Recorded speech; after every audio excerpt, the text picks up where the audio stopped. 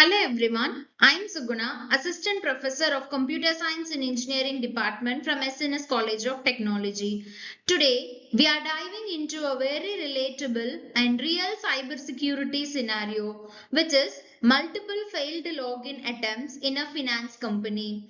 But wait, this is not just a technical lesson. We are going to explore it by design thinking way by empathizing with problem, understanding the user pain point, and then moving into our powerful security solution, which is our topic IP security architecture. So let's begin.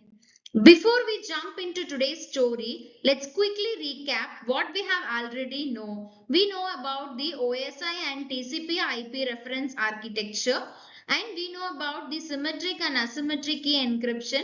Symmetric means same key will be used for encryption. Asymmetric means public key for encryption and private key for decryption. And also we know about these types of cyber attacks. So all these topics are very important to understand the today's topic. So this is the foundation of our today's topic. So imagine this, a finance company, a FinTrust Corporation suddenly notices a multiple failed login attempts across the employee's account. Now, why is this alarming? Because in the financial sector, every login attempt is a potential gateway to money, customer data, and also trust. So this is where empathy comes in. Instead of looking at this technically, let's first look from the human perspective. So let empathize with everyone who are affected by these failed login attempts. So who are all the persons who can attempt by this failed login attempts means first is the security team. So how they are affected means is this an attack? Do we have any breach or do we need to shut down something? This is a main question arises from the security team immediately when a login gets failed.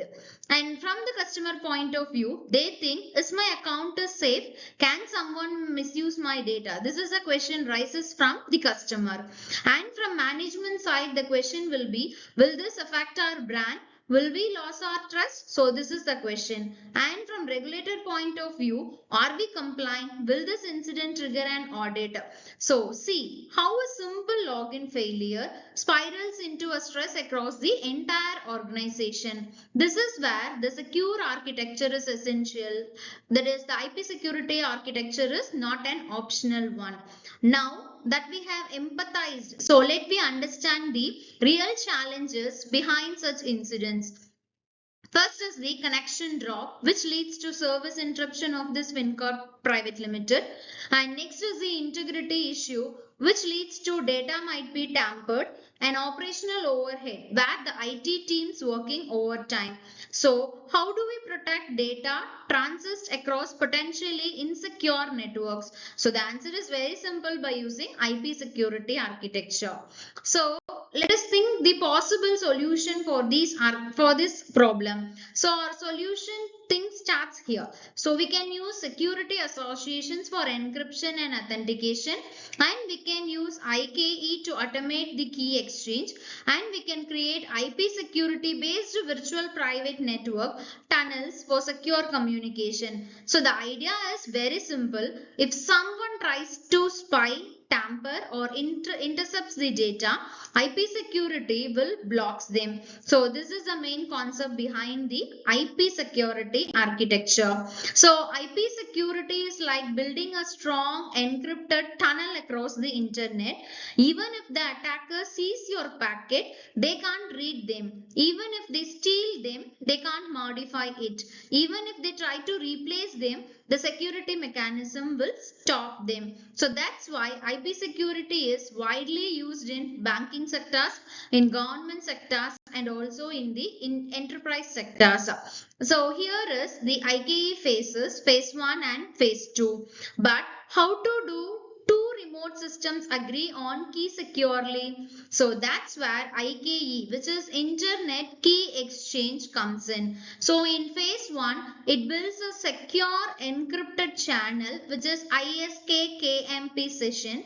In phase 2, this uses this channel to create the actual IP security tunnel to protect the user data. So think of phase 1 as saying, let's start securely, and phase 2 as let's share sensitive information safely. That is the main difference between phase 1 and phase 2. When we move on to transport mode and tunnel mode in IP security architecture, IP security works in two modes. First mode is the transport mode. It protects only the payload. And next one is the tunnel mode, which protects the entire packets which are used in the virtual private networks. So tunnel mode is what organizations uses to create secure site-to-site connection. And here is the demo link which will describe the actually an experiment to do with the public key cryptography and IP security configuration. So just use this link to know practically about to how to set the IP security architecture for your organization. So I had given the links. You can use it for making it in a practical way. And this is how the configuration of IP security architecture takes place. So here also I had given the demo link to make a practice session of how the IP security architecture can be configured. That means how to do a site-to-site virtual private network, remote employees and how they can securely access, and how to do a secure communication between the branch offices of this organization, and how to do a cloud networking and hybrid data centers. So these are all some of the applications. So main applications of this IP security architecture is on virtual private network. We can implement on site-to-site data transfer in virtual private network, and we can go for remote access, and also it is used in secure network routing. So this is what we learned on this topic, which is on email security. In email security particularly, we had seen about the IP security architecture, right? So this knowledge map helps to summarize what are all the topics we had covered in this video. So we had covered about the security association and what happens if mismatched security problems, and what are all the challenges faced by the fintech corporation, and the solution provided by us. So I hope you clearly understand about the IP security architecture. So here is an ice breaking session just to analyze, or it's a fun activity for you to try with your classmates or teammates to analyze how this IP security architecture really works. Just analyze in this I had given a scenario. In this scenario, you just try to analyze the sender identity, and you can check signature, verify certificates, and explore why digital signature is preventing the phishing. So from this you can understand, you can able to clearly understand where the IP security architecture comes into a play. So thank you for watching. So remember, a secure login today saves a massive breach tomorrow. So if you found this video helpful, don't forget to subscribe me. So stay safe, stay curious, and I will see you in the next video. Thank you.